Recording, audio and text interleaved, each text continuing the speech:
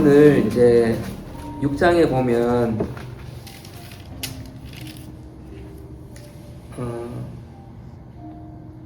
지금 이제 전체적으로는 이 고린도후서가 바울이 자신의 어떤 그 사도권에 대해서 도전하는 자들에게 이렇게 자기를 변호하는 그런 내용들이 이제 주를 이루고 있어요, 그죠? 근데 이제 여기 6장에 보면 바울이 6장 4절에 오직 모든 일에 하나님의 일꾼으로 자천하여 많이 견디는 것과 환난과 궁핍과 고난과 매맞음과 갇힘과 난동과 수고로움과 자지 못함 먹지 못한 가운데 이 고생을 해요. 진짜 이 복음 때문에 이렇게 고생을 하는데, 그럼에도 불구하고 이 고난 가운데에서도 6절에 깨끗함과 지식과 오래 참음과 자비 성령의 감화와 거짓 없는 사랑과 진리의 말씀과 하나님의 능력으로 의의 무기를 좌우해 가지고 하면서 그 고난 가운데에서도 때로는 억울함들 가운데서도 내가 깨끗함을 가지고 유지하고 또 지식과 오래 참음으로 이렇게 이제 이 역경에도 불구하고 이렇게 이제 살아냈다는 거예요, 그죠? 복음으로. 그리고 그 밑에 보면 무명한 자 같지만 내가 유명한 자요, 죽은 자 같지만 우리가 살아있다, 징계를 받은 것 같지만 죽임을 당하지 않고. 그러니까 굉장히 이거 역설적인 어떤 그런 말들이에요, 그죠? 그런데 우리가 참 은혜롭게 읽고 지나가는데, 저는 이 말씀을 다시 이렇게 묵상하면서 이 무명한 자와 유명한 자 그 사이에서 또 그 앞에 매맞고 갇힘과 난동과 그다음에 6절에 깨끗함과 지식과 오래 참음, 정말 이 반대되는 상황들, 그죠? 그 가운데서 바울이 얼마나 갈등이 많았을까. 우리도 그렇잖아요, 그죠? 방금도 우리가 이렇게 나눴지만 정말 우리가 하나님의 뜻을 가지고 말씀대로 살아내고자 하면서도 또 죄가 찾아오고 죄의 유혹들이 오고, 또 때로는 내가 이게 죄인 줄도 모르고 막 그 무리에 휩쓸려서 막 갈 때도 있어요, 그죠? 또 그러다가도 또 정신을 차리고 그래도 내가 또 말씀대로 살아가야지.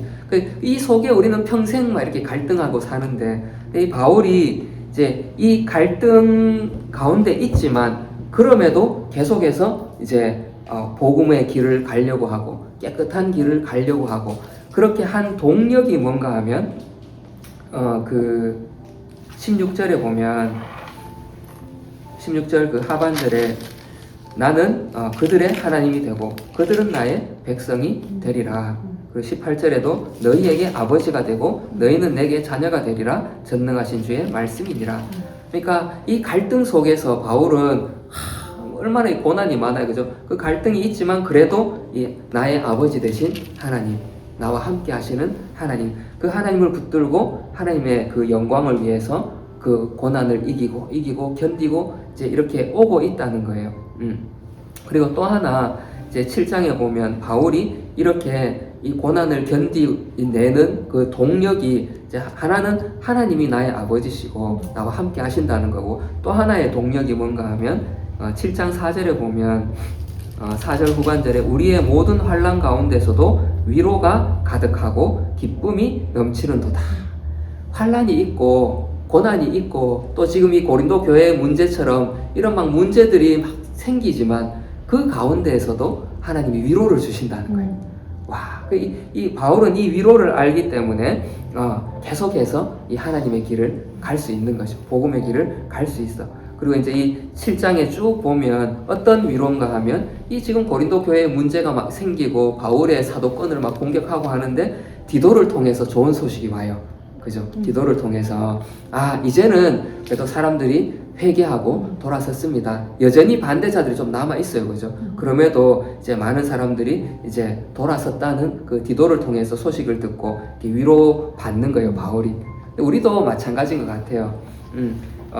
그 6장 8절에 보면 영광과 욕됨으로 그랬으며 악한 이름과 아름다운 이름으로 그랬느니라. 우리는 속이는 자 같으나 참되고. 저는 이제 이 말씀이 너무 이렇게 묵상이 됐는데, 저는 이렇게 말씀을 선포해야 되잖아요.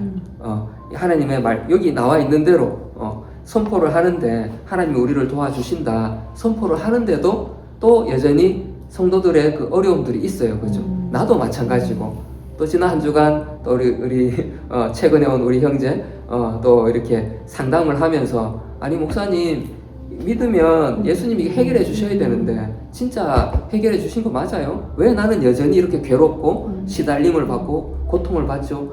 그럼에도 불구하고 그 이야기를 들으면서도 나는 또 아니야, 하나님이 보호해 주실 거야. 그러니까 내가 막 거짓말하는 자 같은 거예요. 속이는 자 같은 거예요. 그런데 그럼에도 불구하고 제가 계속 선포할 수 있는 이유는 말씀에 그렇게 기록되어 있으니까. 여러분도 마찬가지예요. 정말 이런 갈등들이 우리인데 찾아오잖아요, 그죠?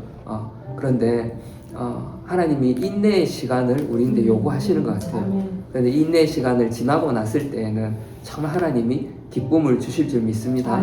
그리고 그 인내의 시간 동안도 무작정 야 참아 이런 하나님이 아니라 디도를 통해서 그 위로를 주시잖아요, 그죠? 기쁨을 주시잖아요. 그래서 순간순간 우리에게 위로를 주시고 기쁨을 주시고. 그래 지난 한 주간도 우리가 효정자매 위해서 열심히 기도했는데 또 하나님이 우리는 막 이거 어떡하지 막 병원 두 군데에서나 심각하다고 얘기를 하니까, 그죠? 근데 기도하는 가운데 오늘 퇴원했잖아요, 그죠?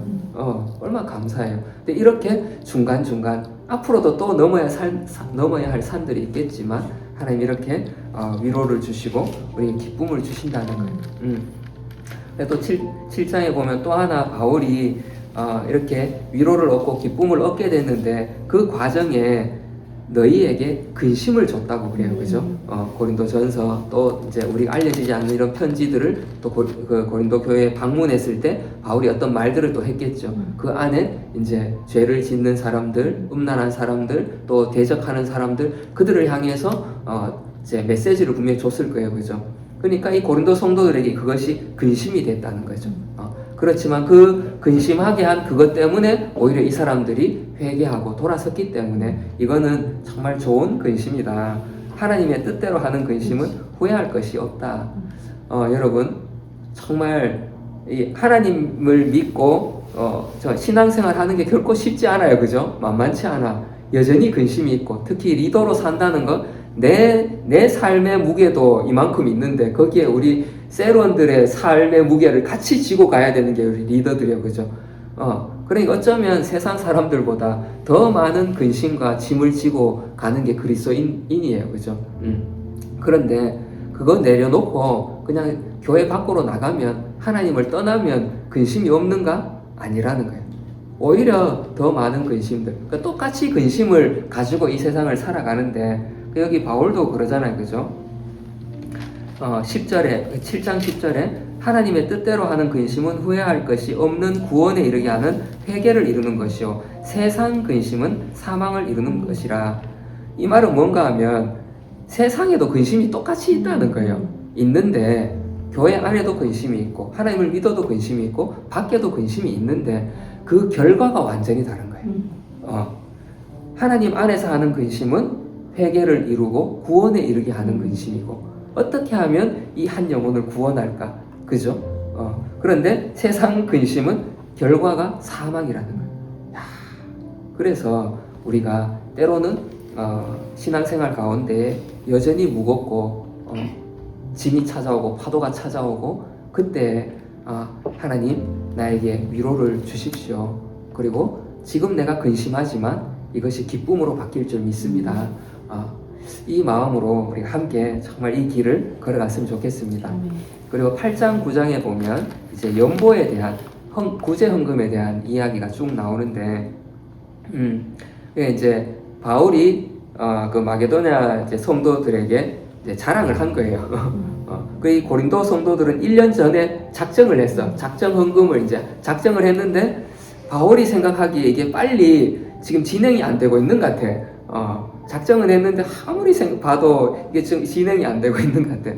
그래서 이제 편지를 써서 내가 갔을 때에 준비되어 있도록 미리미리 좀 해놔라. 갔을 때 막 허겁지겁 막 그러지 말고 이렇게 하라고 이렇게 얘기를 하고, 또 하나는 이 구제 헌금을 담당할 사람들을 디도와 함께 두 사람을 더 보내요.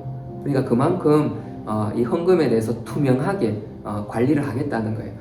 아마 이 바울의 편지들을 쭉 보면 이 바울을 향해서 헌금을 가지고도 막 이렇게 비방한 사람들이 있었던 것 같아요. 그죠? 그래서 자기를 위해서 쓴다든지 뭐 그런 말들이 있었겠죠. 그러니까 내가 나를 위해 쓰는 것도 아니고 봐라 믿을 만한 사람들 내가 같이 다 보내니까 투명하게 관리하겠다. 그렇게 얘기를 하죠. 그러면서 저는 이 8장 9장은 사실 헌금에 관한 그죠? 내용이긴 한데 이번에 이렇게 말씀을 묵상하면서 9장 3절에 보면 그런데 이 형제들을 보낸 것은 이 일에 너희를 위한 우리의 자랑이 헛되지 않고 내가 말한 것 같이 준비하게 하려 함이라. 이 구절을 딱 읽는데 이게 단순히 헌금에 대한 말씀만 아니겠구나 이 생각이 딱 들더라고요. 우리는 이미 이제 예수님을 주로 고백했어요, 그죠? 그리고 이제 신앙생활을 해가고 또 우리 리더들은 성도들에게 칭찬받는 사람들이고 이렇게 우리가 함께 신앙생활을 다 이제 잘 하고 있다고 생각하고 가는데 준비가 진짜 제대로 되어 있는가? 정말 주님 만날 준비가 되어 있는가? 주님이 딱 오셨을 때 부끄러운 구원을 받으면 안 되잖아요. 바울이 내가 갔을 때 부끄럽게 하지 마라 이 말인데 그죠? 그래서 정말 단순히 헌금뿐만 아니라 우리가 이 땅을 살아가는 동안 이 준비된 신앙, 정말 주님 만날 그 준비를 하고 있으면 좋겠다, 하고 있어야 되겠다 그런 마음들이 마니 들었습니다. 그래서 우리 헌금뿐만 아니라 우리의 삶이 주님께 드려지고 준비되기를 원합니다.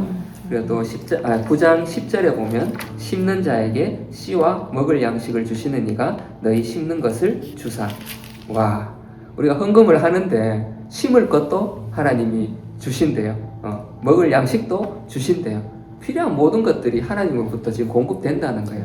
그래서 우리가 주님의 이 공급하심을 믿고 헌금을 하는 것, 또 우리의 생활하는 것 이렇게 온전히 맡길 수 있기를 바랍니다.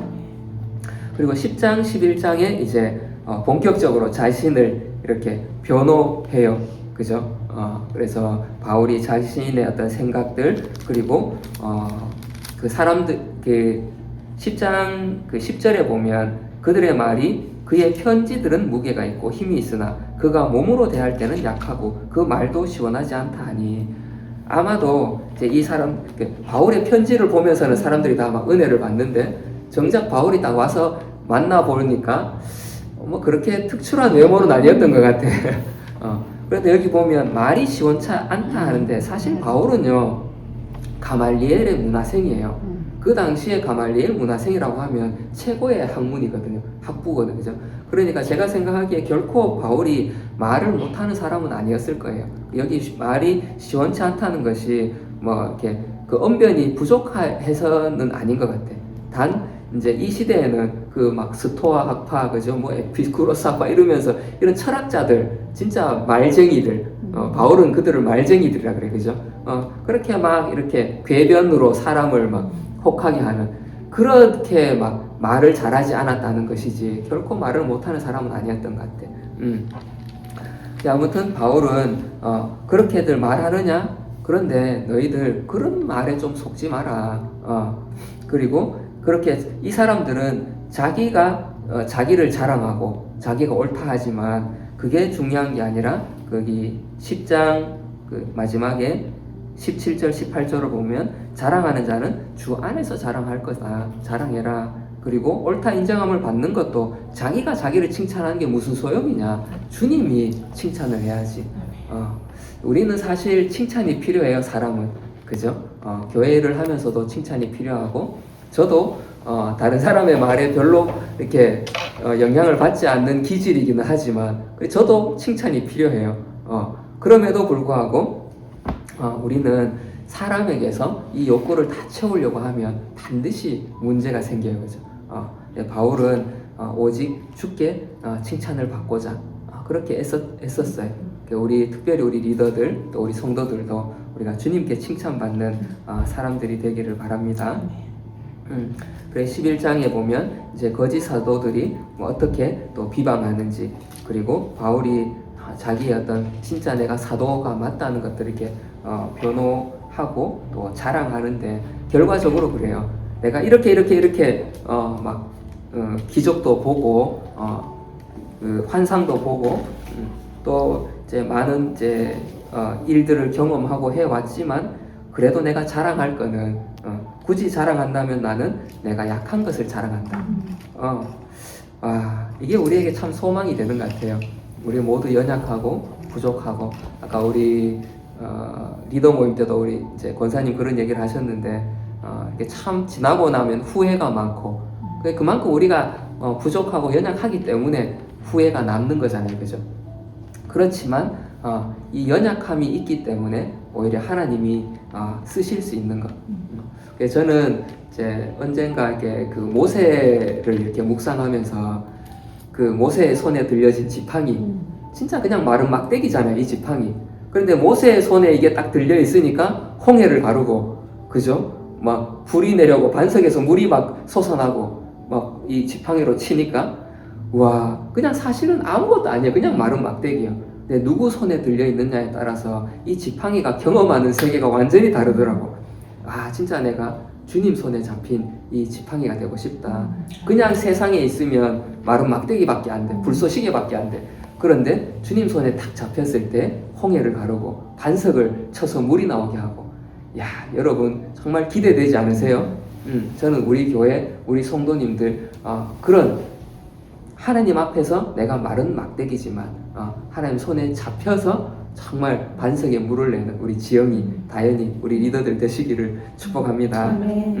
이렇게 내가 약할 때, 정말 내가 약함을 인정하고 주님 앞에 있는 모습 그대로 나아갈 때 주님이 나를 딱 사로잡아서 쓰실 수 있는 거예요. 그죠? 내가 내 생각들이 막 가시야. 막 이렇게 막 나와 있으면, 내 생각이 막 삐쭉삐쭉 나와 있으면 주님이 잡을 수가 없어. 아이 따거라 야야, 잡을 수가 없다. 내 생각들을 잘라내고 내 강함을 잘라내고 주님께 맡기면 나를 통해서 진짜 반석에서 물이 날 줄 믿습니다. 그리고 마지막으로 이제 바울이 이제 권면하고 끝인사로 13장을 이렇게 마무리하는데 무서운 말이 나옵니다. 13장 2절에 보면 내가 이미 말하였거니와 지금 떠나 있으나 두 번째 대면하였을 때와 같이 전에 죄지은 자들과 그 남은 모든 사람에게 미리 말하노니 내가 다시 가면 용서하지 아니하리라. 와, 바울이 자기의 약함에 대해서, 사도권에 대해서 막 이렇게 변호하는 모습을 볼 때는 굉장히 바울의 어떤 약한 모습 같아요. 그죠? 바울이 왜 이렇게 자기를 낮추나 이렇게 싶은데 마지막에 한 방을 딱 줍니다. 그렇지만 내가 가면 여전히 회개하지 않고 돌아서지 않는 자들은 내가 가만두지 않겠다. 용서하지 않겠다. 그런데 이 또한 우리가 주님에게 이렇게 빗대어서 볼 수 있어요. 예수님이 처음 예수님이 오셨을 때는 정말 어린 양과 같은 연약한 모습으로, 그죠? 십자가에 죽으시는 모습으로, 약한 모습으로 오셨어요. 바울도 그 이야기를 하죠. 그 뒤에 보면 주님도 약함으로 오셨다고. 그런데 주님이 다시 오실 때에는 심판주로 오십니다. 그때에는 주님이 어린 양이 아니라 진짜 심판하는 왕으로 사자의 모습으로 오시는 거예요. 그날에 우리가 주님 앞에 그 칭찬받고 드러나는 자가 되어야 되잖아요. 그날에 심판받고 떨어지는 자가 되면 안 되잖아요. 그죠? 그래서 우리가 내 자신도 당연히 그래야 되고, 또 우리의 가족들, 또 하나님 맡겨주신 자들, 그죠? 그날에 이 주님의 심판대 앞에, 용서하지 아니라 심판대 앞에 서서 심판의 자리로 떨어지지 않도록 할 책임이 우리에게 있습니다. 함께 우리가 이 사명을 감당해 갔으면 좋겠습니다. 그리고 마지막 이제 고린도후서 13장 13절에 보면 우리 자주 듣는 말이 있죠, 그죠? 주 예수 그리스도의 은혜와 하나님의 사랑과 성령의 교통하심이 너희 무리와 함께 있을지어다. 이거 이제 우리 예배 때마다 축도하고 마치자. 여기에서 왔어요, 여기서. 바울의 이제 이 마지막 이 축복 기도에서부터 왔거든요. 이제 교회를 다니면 이 정도는 좀 알고 있으면 좋겠다 싶어요. 아무튼 이 고린도 전서 후서를 쭉 우리가 이제 봐오면서 이 교회가 어떻게 세워져 가는지를 이렇게 봐왔어요. 교회 안에는 여러 가지 문제들이 있다는 거예요. 오늘 우리 교회도 마찬가지예요. 지금 이렇게 화목하지만 또 시간이 지나다 보면 지금도 뭐 이렇게 문제들이 또 있지만 또 앞으로도 또 문제들은 계속 생길 거예요. 근데 그때마다 여러분들이 부족하지만 리더의 그 말을 들으셔야 돼요. 바울이 이 리더로서 고린도 교회를 이제 멘토하고 이끌어가잖아요, 그죠? 그리고 또 그 안에 문제들을 하나하나 해결해 가는데 우리가 기도하면서 또 진짜 바른 말씀이 뭔지 분별해 가면서 우리가 이 교회를 건강한 교회로 또 함께 세워갔으면 좋겠습니다. 아멘. 아멘.